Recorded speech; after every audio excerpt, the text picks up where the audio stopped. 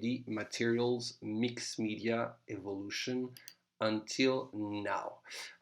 So as I say to you, I welcome you and thank you for watching the third video, which is this one. As you can see, last time we talked about 2D, this time we will talk about 3D, and the next class will be about 4D. We'll talk naturally about sculptures. We will talk about ready-mades also, especially the one made by Marcel Duchamp. We will talk about what we call diverted objects or found objects, and we will talk about installations. We will talk naturally about materials and the mixed materials called mixed media.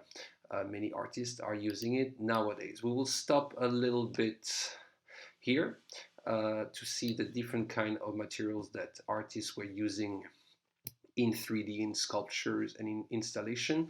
The four main categories are polymers, metals, composites, and ceramics. Obviously, you have the subcategories for ceramics. You have porcelain here, metals, you have steels, stainless steels, copper, aluminium, bronze. You have also a lot of composite like resin, polyesters, epoxies, but the oldest materials obviously are wood and bronze, and also plaster or cement. That we will see how artists are using these different materials during this class. So, as you can see here, you have a timeline that starts from 10,000 BC until 2020. That show you the different kind of materials that has been used and when it has been discovered. You can see that when we're going to start our class in 1900, that many artists before were already using obviously gold, copper, bronze, iron, wood, and stone, obviously pottery, glass, and cement. And we will see during our class that many artists are obviously working with the materials that they have during the time that they are working. So artists are always very interested in different materials and in the new one, obviously. So you can see that people will after in the 20th century and after use a lot of new technologies and new materials like acrylics, epoxies, polyester, and different kind of polymers here, and different kind of alloys such also as glass fibers or pyroceramics. So we will look at this in this class, but let's have a look first about what we called modern sculpture. Modern sculpture is generally considered to have begun with the work of Auguste Rodin, who is seen as the progenitor of modern sculpture. While Rodin did not set out to rebel against the past, he created a new way of building his works. He dissolved the hard outline of contemporary Neo-Greek academicism and thereby created a vital synthesis of opacity and transparency, volume and void. Rodin exhibits at the Universal Exhibition that held in Paris in 1900. At this event, Rodin showed his Burghers of Calais, Balzac, Victor Hugo statues, and the exhibition included the first public showing of his Gates of Hell, which included the Thinker. The Thinker being the most famous sculpture of Rodin known in the entire world. We will look at this sculpture in a few seconds. But Rodin made the first small plaster version of the Thinker around 1880. The first large-scale bronze casting was finished in 1902, but not presented to the public until 1904. It became the property of the city of Paris.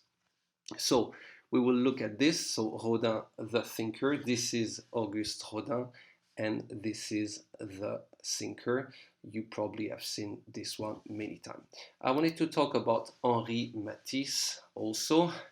It's the same year. It's about the beginning of the 20th century, and as you can see, he was not only famous for his painting. I'm sure you remember some of the Matisse painting in the second class that I gave for Heige about 2D, and this is the different um, uh, sculpture, and especially representing some women here that you can see some heads. He's very famous for sculpting a lot of heads, and we will have a look at it now.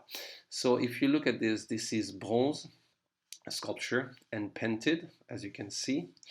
It's beautiful, and it reminds you the collage that he was already doing at the beginning of the 20th century. So this is the collage from Matisse, and if you look at the sculpture, you can see some similarities between the shape of the woman here that you can see and the different collage that he did before. So this is the exhibition of the heads that he has done, as you can see.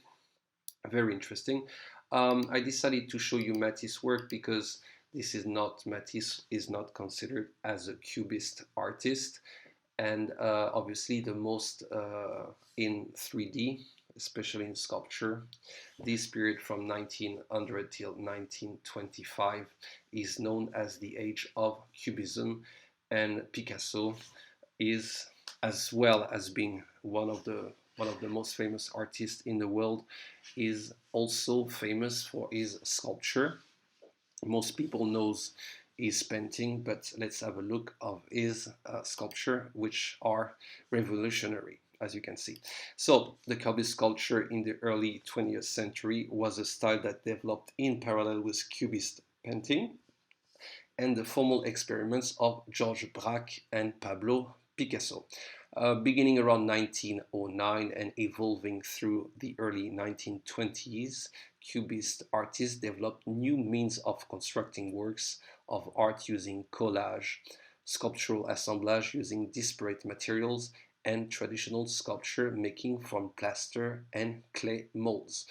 So we will see already that in the beginning of the 20th century, Picasso was already using mixed media, meaning that you will see he was using different kind of materials that he was assembling together, not restricted to only one material, but he was experimenting a lot. We will see that when we're going to look at his work.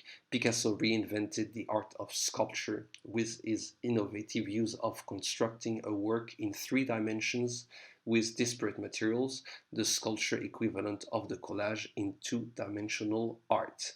Just as collage was a radical development in 2-dimensional art, so was construction a radical development in 3-dimensional sculpture. So let's have a look at Picasso most famous sculpture, as you can see here. He was using pottery, he was using wood, he was using paper, carton board.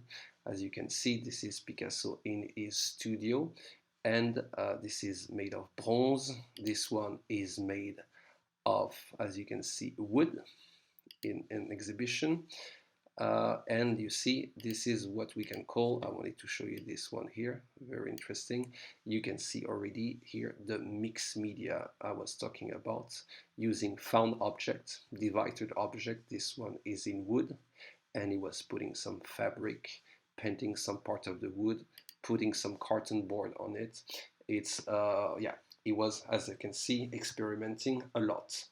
So this is also a diverted object, since it's a seat, a settle of a bike, and it just puts here a piece of metal, of iron, and of course this looks like the head of a bull. So let's have a look sculpture exhibition, at this exhibition. Over 140 works gathered from institutions around the world, shows Picasso breaking ground in this medium as well, but more playfully, in spurts, as he became curious about space and material. Co-curator Anne Umland. Now, stepping over this threshold, we have just time traveled 3 years. Yeah. And in those 3 years, Picasso, when he comes back to making 3-dimensional objects, does it in ways that nobody has ever done before. a guitar made of paper, string, cardboard, a violin made of painted sheet metal and wire. Picasso changed the history of art through his choice of everyday subjects, his use of materials, his mixing of genres. As with the 6 small absinthe glasses brought together in this exhibition for the first time since they were in Picasso's studio. Colorfully painted bronze, a real spoon, all twisted together into a new kind of sculpture. Up until now, pretty much, sculpture has to do with recognizable bodies of people, and they are modeled or cast. They're very solid. And instead of that, Picasso decides he is going to make a sculpture of something small and domestic and that you hold in your hand. He sets out to overturn just about every sort of rule or given or way of thinking about material that you can come up with. After every phase of experimentation, represented here by individual rooms, Picasso would leave aside sculpture for several years before picking it up again, always with something new. These figures from the late 1920s, for example, and then a group of more monumental heads in the early 1930s. Unlike his paintings, Picasso rarely exhibited his sculptures. Instead, he lived with them. He's not coming out of a sculpture tradition in Western art. He's looking at African or oceanic objects that have a ritual function and that have a soul or an anima. Do you think he thought of them that way? I think he thought of his sculptures as personages. Personages, which means what? Which would mean to me things that have a life. So, that was a very interesting little documentary about the exhibition of Picasso. Representational art was rejected in favor of new abstract expressions of space and movement, typical using non-traditional materials never previously used. World War I and the 1917 Russian Revolution were also important influences, triggering movements such as Dada and Constructivism. Modern artists began producing works of art made with found objects, Marcel Duchamp ready-mades, which also reflected new icons like the machine as well as new design concepts. So we will see some ready-mades made by Marcel Duchamp. Ready-mades, as you can see, he was just trying to work with objects that he was finding around him and make it called artwork. Let's have a look.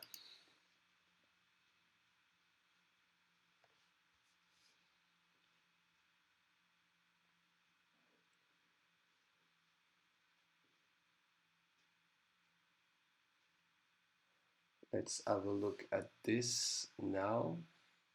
Yeah.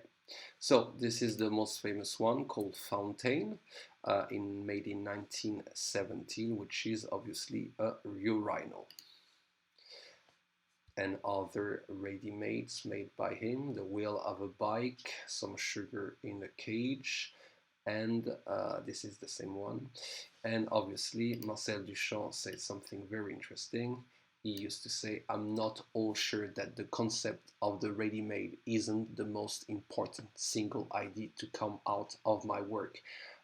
It's true that when we talk about ready-made, the first artist that comes out of our mind is Marcel Duchamp, and many people think that it's a very, very big turning point in the world of art, knowing that when he signed his name on an object, the name of Marcel Duchamp becomes much more important than the object himself. And because Marcel Duchamp is a famous artist, the object doesn't become, is not an object anymore, it becomes a work of art. This is Man Ray, the famous photographer, who also made this ready-made and the one before, and we're gonna see an interview of Marcel Duchamp talking about his ready-mades. Cage with cuttlebone and thermometer containing lumps of sugar, which turn out to be cubes of marble, by Rose C'est la Vie. Hat rack, chosen in 1917. Duchamp calls these objects ready-mades. Were they a comment on the ridiculous price paid for a painter's signature? Were they drawing attention to objects which were just as much works of art as accepted works of art? Or were they a joke?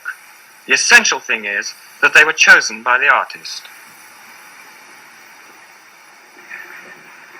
Ready-made is, see, first, in the first place, when I first started, I didn't have the word at my disposal. I had not invented the word yet, or at least taken in. For example, in that bicycle wheel, see here, it was 1913, it was in Paris. I didn't, the word didn't exist, the thought did not exist in my mind of something like that. Just happened to be some kind of a bicycle wheel in my studio just for fun, the way you have a fire in the fireplace as a sort of distraction, a movement again, probably. It was probably the first expression of movement. It was just after the nude, and it went with the idea of movement, you know. But then, after that, in 14, I had a thing called the bottle rack. It was a dryer for bottles, you know, made of iron, manufactured. And I just chose it. And that's what the definition of a ready-made is the choice of the artist is enough to transfer it from a functional or industrial form into supposed to be aesthetic, but very different from aesthetic in general. The independence incident, when I sent that urinal to be shown, is one incident. The jury, there was no jury, but the people who were organizing it decided it couldn't be shown, that urinal. So instead of, they didn't know it was I was concerned with it because I didn't sign my name, as you know, with the name instead. So they just took the thing and threw it away above the partition. So it was between partitions and you couldn't see it. It was hidden. In fact, we didn't know where it was for the whole length of the show. It only at the end that we found it behind the partition, that we recuperated it. And what about the Gioconda? Gioconda was another thing that I made here in Paris in 1919 before going back to America. And, well, it was one of these gestures because I added an inscription. It was another ready-made, but its own kind. But I have called ready-made aided or assisted, which means that I added something to it, which in the case of the Gioconda, I added a moustache and a goatee. And also wrote underneath something very risky.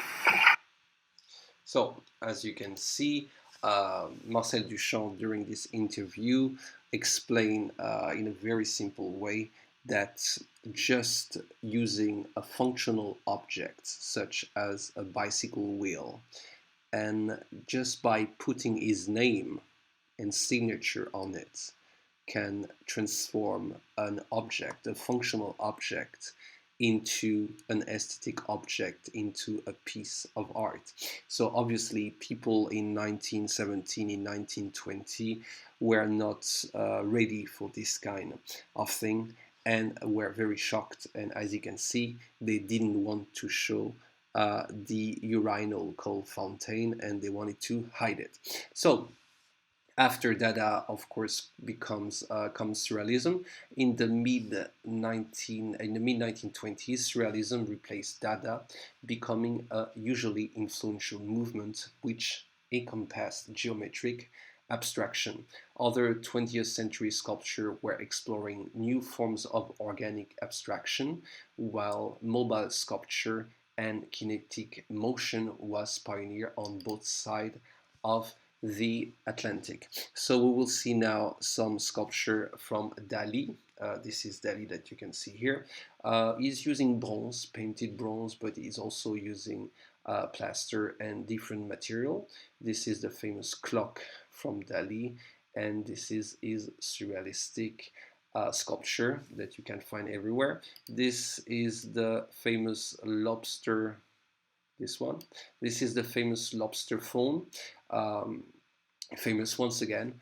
It's not a ready-made, it's a diverted object. As you can see, he used a phone, a functional object, and he put a lobster, a plastic lobster, I think it's made of plastic, probably, and he put it on the phone and he called it the lobster telephone.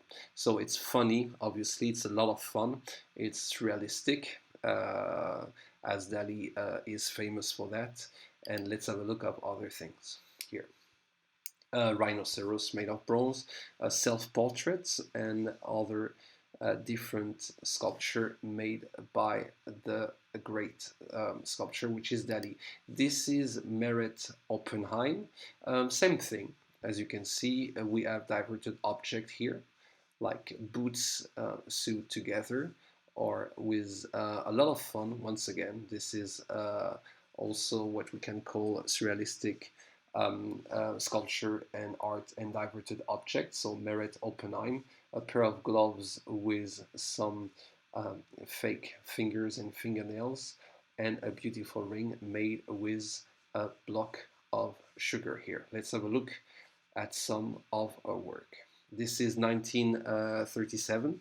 It has been made, she was famous for doing that in the 1930s.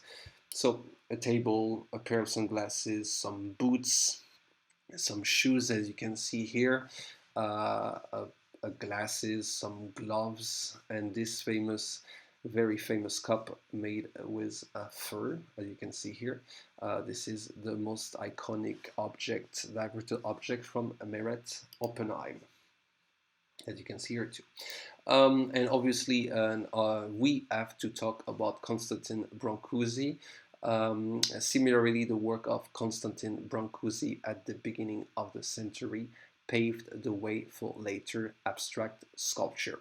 In revolt against the naturalism of Rodin and his late 19th century contemporaries, Brancusi distilled subjects down to their essences, as illustrated by the elegantly refined form of his Bird in Space series in 1924.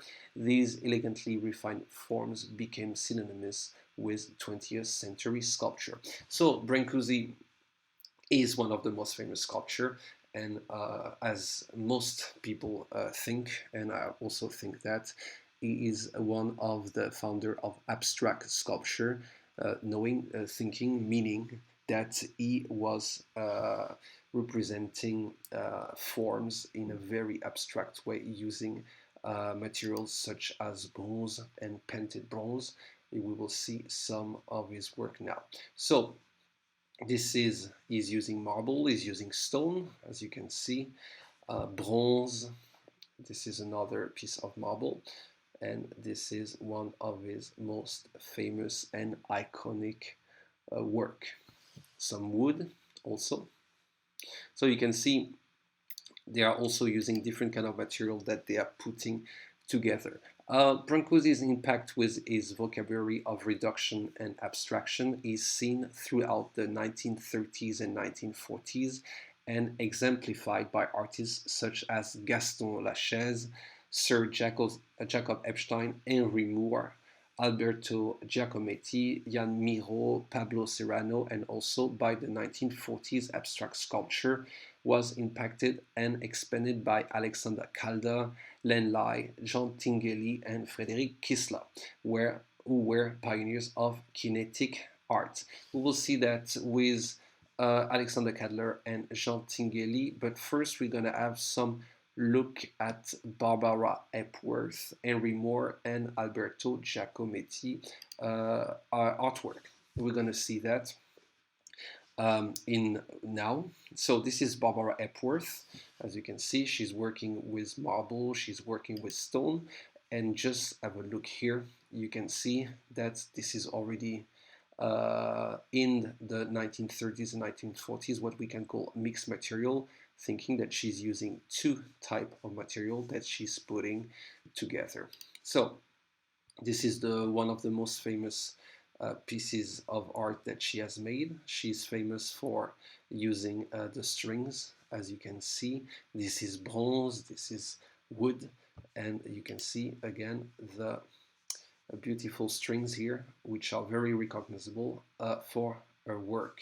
Let's have a look at her other pieces.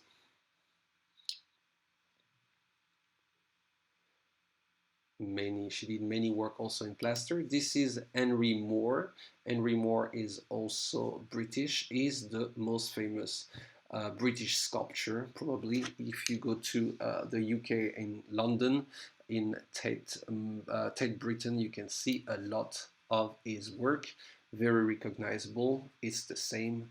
He is using different kind of material, bronze, wood. This is bronze, but he's also working a lot with wood. This is marble. This is he's working with wood again here.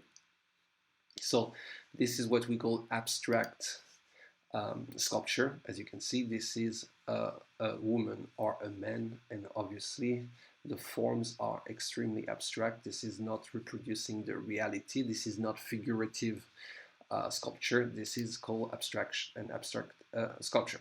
So we're going to have a look now at Alberto Giacometti, very famous and recognizable, working with bronze, famous for his very skinny and very, very thin man and woman and animal. As you can see, this is a cat, and a famous, very, very thin here, working with bronze, mostly very thin lines here, as you can see.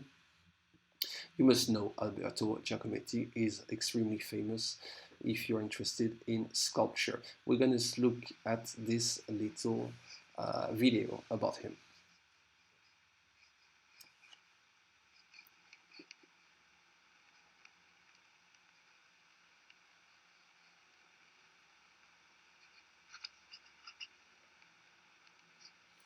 So as you can see, as many sculpture is drawing before. Like many sculpture, they are using a sketchbook and drawing or sketching what they will do, going from 2D into 3D. He's a very good drawer and painter.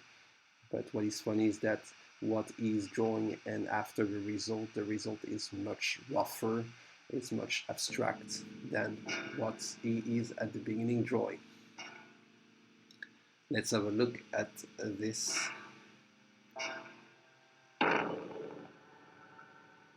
So he's from Italy, obviously, an Italian sculpture.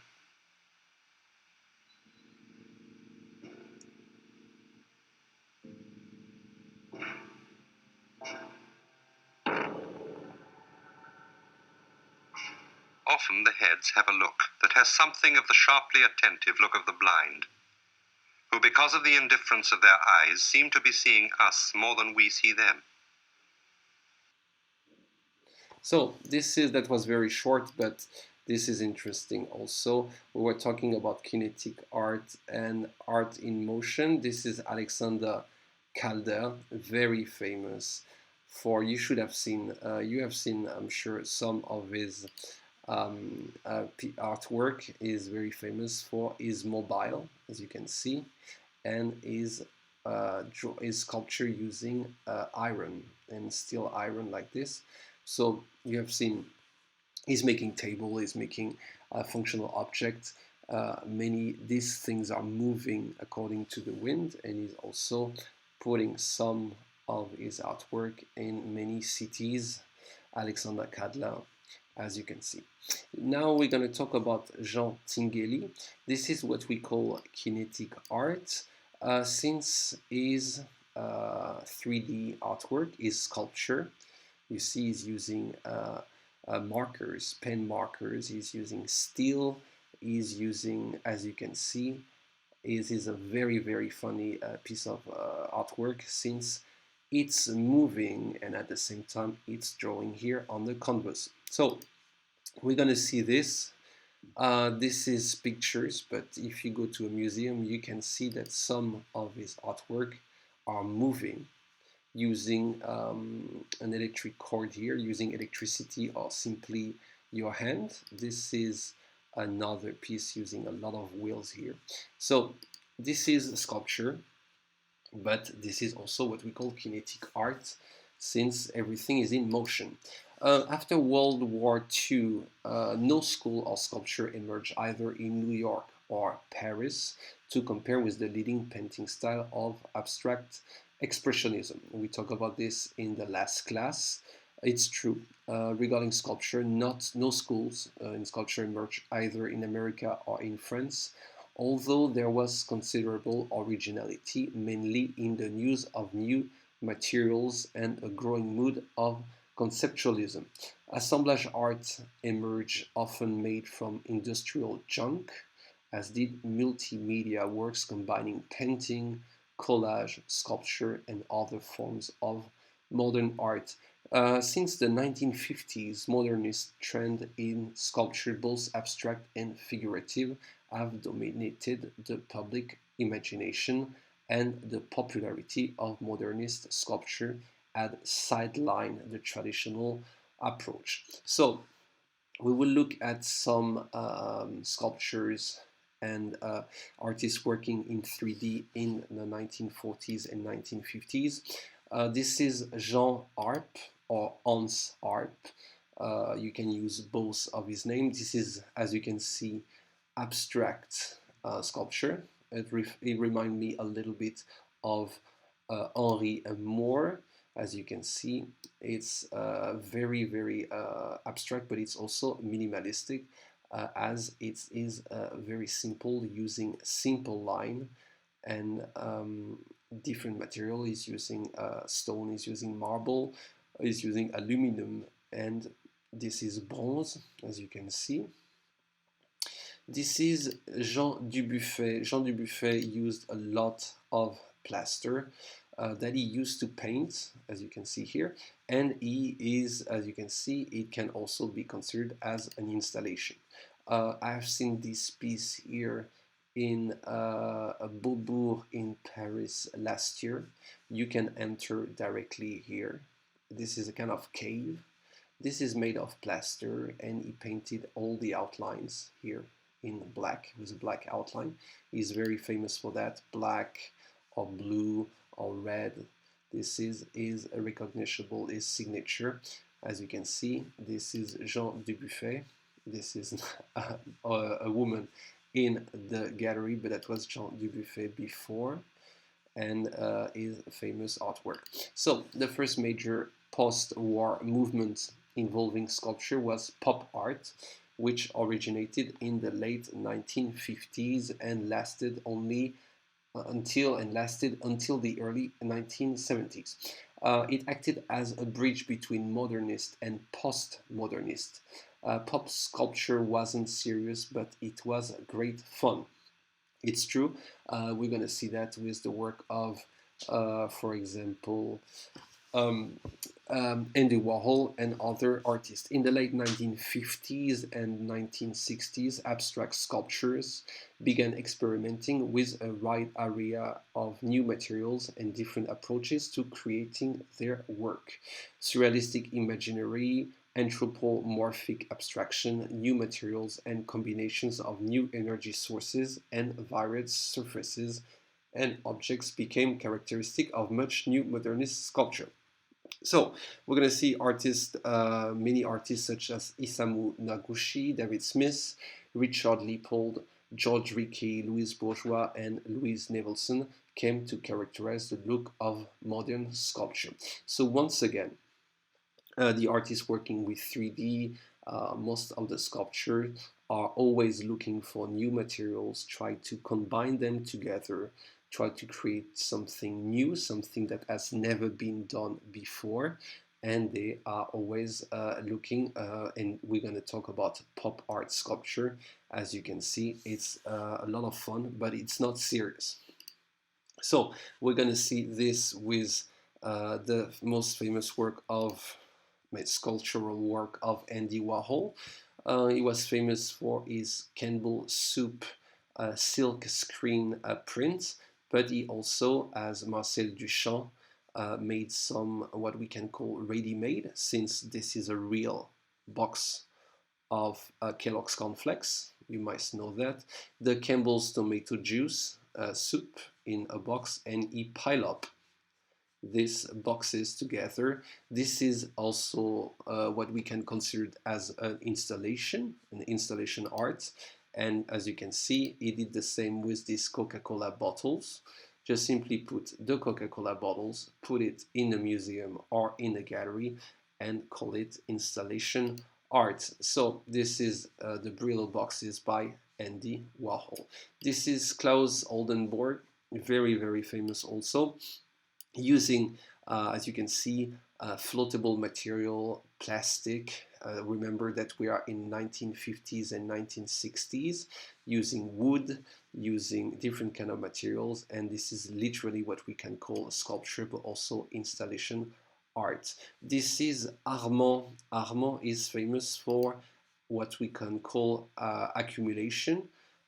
So he's staking functional object like this one, which is a water pitcher, and he's putting 1, 2, 3, 4, 5, 6, almost 20 water pitchers in a box. He has done a lot of accumulated work using chairs, using typewriters here, using clocks, as you can see, tools. He's also using different kind of material. As you can see, he is using already plastics and polymers. As you can see, we are in 1950s, 1960s. Polymers and resin and epoxies exist, and of course, artists, now that they can have this kind of new materials, obviously they are using it.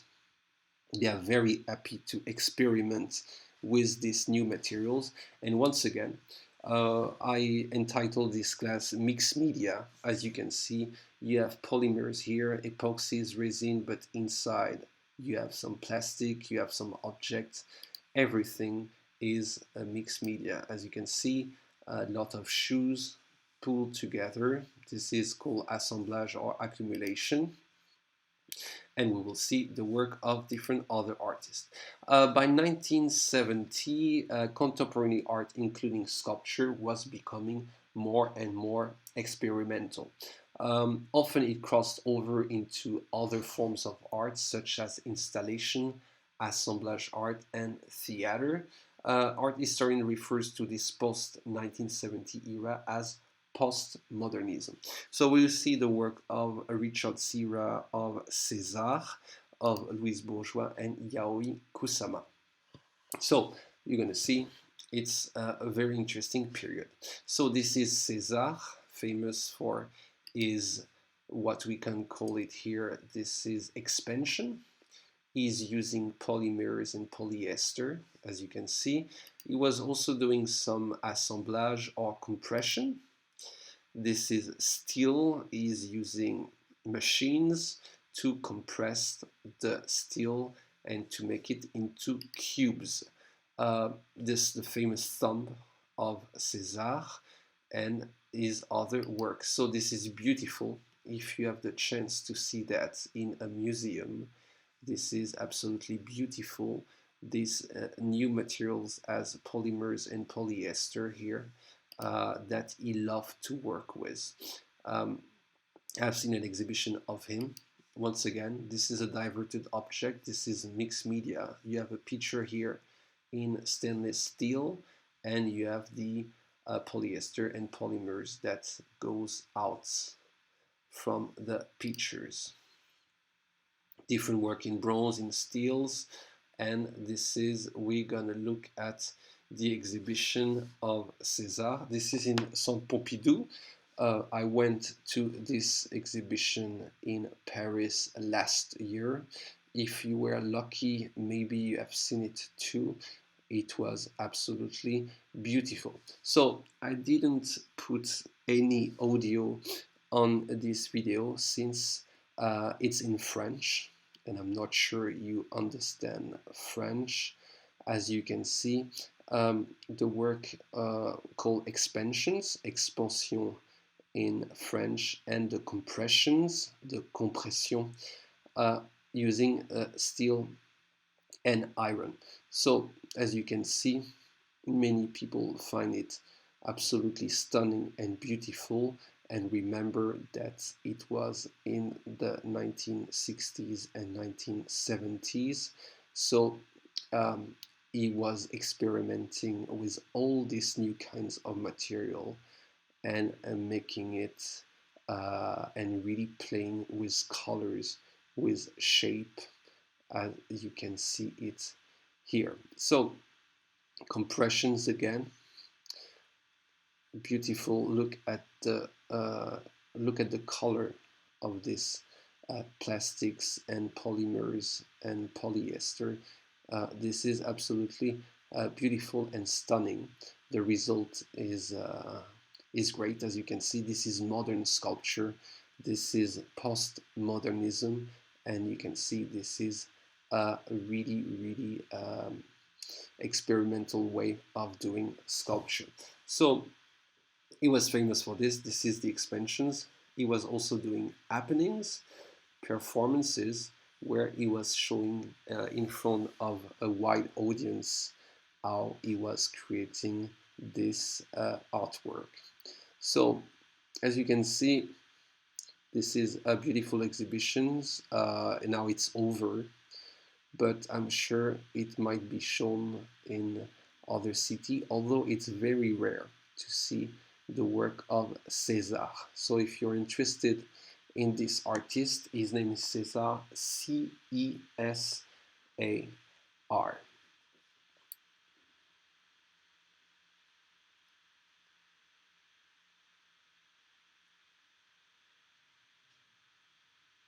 Many people went to see these exhibitions.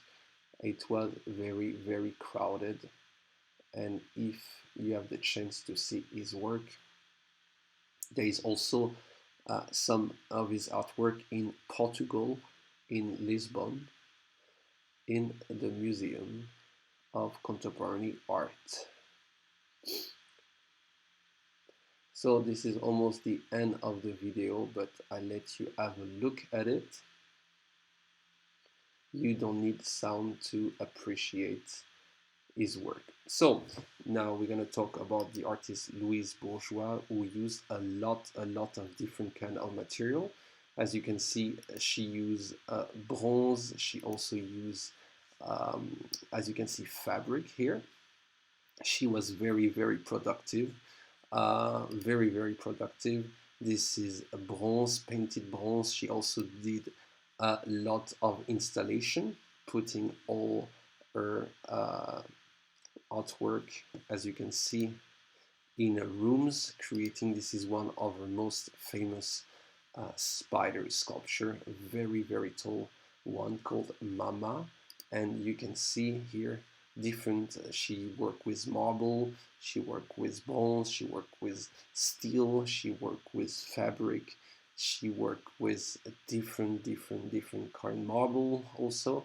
As you can see, this is made of wool, this is made of bronze, and this is made of marble. As you can see, it's a very interesting artist. And once again, we're going to talk about another female artist called Yaoi Kusama. This is most recent work, but she started to work and be famous already in the 1960s and 1970s. This is a dotted, this is a polka dot room. This is a new work from the 20th century. This is the older work that she was doing already in the 70s and the 80s. Very interesting artist from Japan. We're gonna look at one of her interview when she's talking about her obsessions. Let's have a look. Very interesting artist too.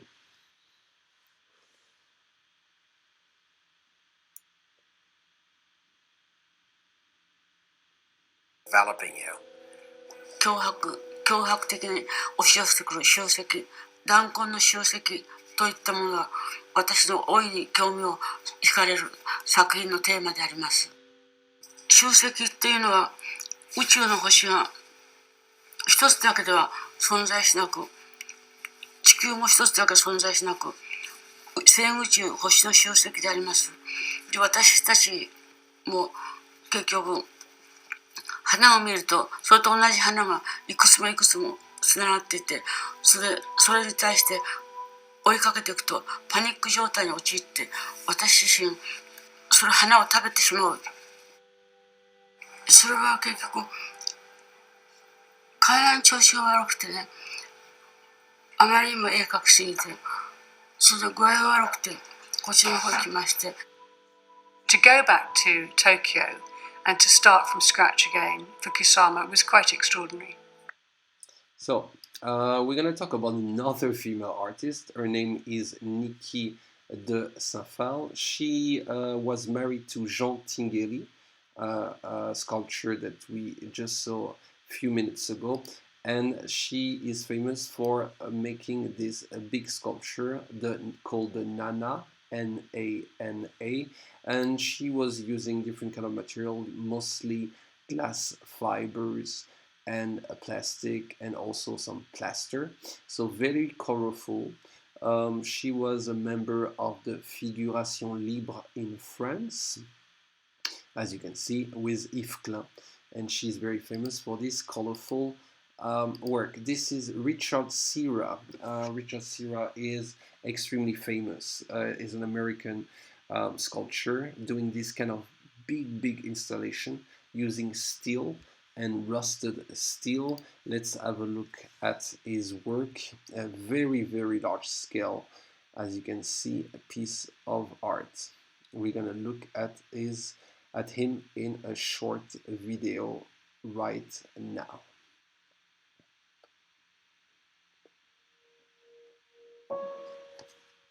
I'm a sculptor that's interested in the invention of form.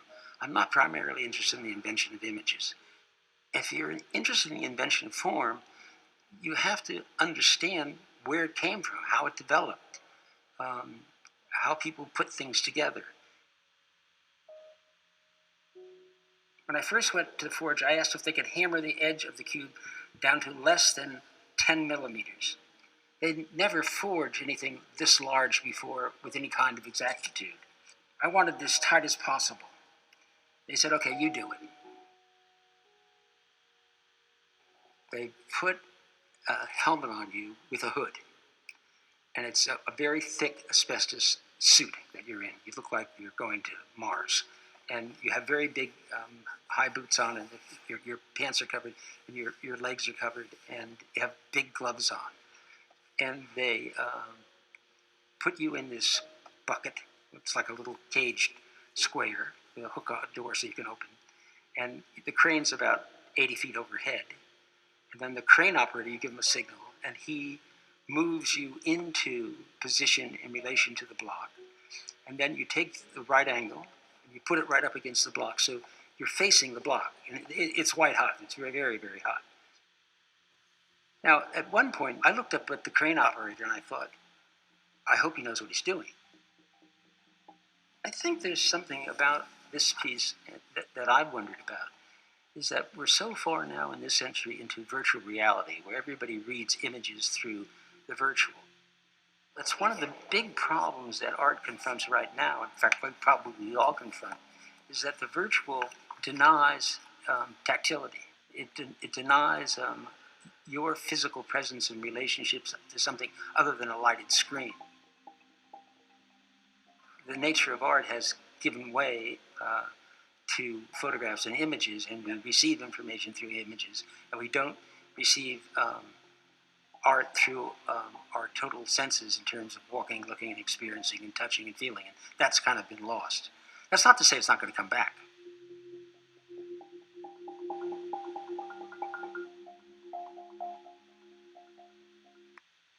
So that was the work of Richard Serra, and a very interesting artist, very famous artist, Richard Serra. And this is the work of Judy Chicago. Judy Chicago, she was a feminist artist, and she is well known for this big installation, as you can see, where she made this porcelain ceramics plate. Let's have a look at it. As you can see, very feminine, very obvious shape of the plate, and this is a very famous installation made in the 1960s by Judy Chicago. This is a ceramicist or a ceramic artist called Ron Nagel, and he's making very delicate and very small, tiny, beautiful art pieces made of ceramics. If you are into ceramics and porcelain or any kind of glass on fibers, you should